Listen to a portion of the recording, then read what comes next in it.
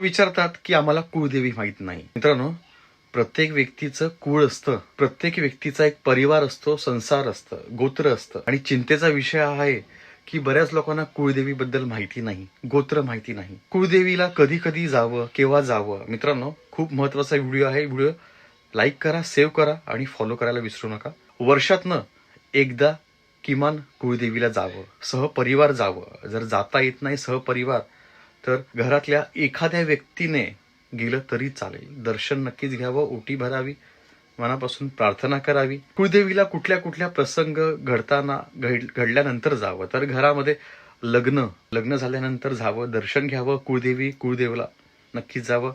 आपल्या घरामध्ये संतान झालेली आहे, त्यानंतर आपल्या घरामध्ये कोणाचा मृत्यू झाला, तर सुतक पडल्यानंतर, सुवेर पडल्यानंतर, दिवस संपल्यानंतर नक्कीच कुळदेवीचं दर्शन घ्यावं. घर प्रवेश केल्यानंतर, घर घेतलंय तुम्ही, जागा घेतली आहे, शेत घेतलं, गाडी घेतली, त्यानंतर देखील कुळदेवीचं दर्शन घ्यावं.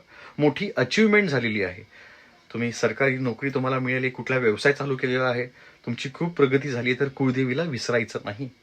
बऱ्याचदा कामाच्या गडबडीमध्ये आपण विसरून जातो, लोक जात नाहीत. तर आवर्जून जावं, दर्शन घ्यावं, ओटी भरावी, प्रार्थना करावी, तिचे आभार मानावे. तुमच्याकडनं काही चुकून राहून गेलं तर त्याची माफी मागावी. मित्रांनो, ह्या महत्वाच्या गोष्टी आहेतच, परंतु आपल्या मुलांना लहानपणापासूनच सांगा की आपली कुळदेवी कोण आहे, कुळदेवी काय असतं, आपलं गोत्र काय आहे, आपलं ग्रामदैवत कुठलं आहे, ह्याचं महत्व तुम्हीच सांगू शकता. आजच्या काळात ह्या गोष्टी गरजेच्या आहेत. आजच्या काळात आपण लहान मुलांना ह्या गोष्टी इतक्या लवकर सांगत नाही, परंतु सांगायला सुरू करा. तुम्हाला तुमची कुळदेवी जर माहिती नसेल, तर आई तुळजाभवानी आहे, तुळजापूरची, कोल्हापूरची देवी अंबाबाई, मित्रांनो सप्तशृंगी. त्याचप्रमाणे तुम्ही ज्या देवीला मनापासून मानताय, तिला आपलं कुळदेवी माना आणि महादेवाची उपासना करा. धन्यवाद.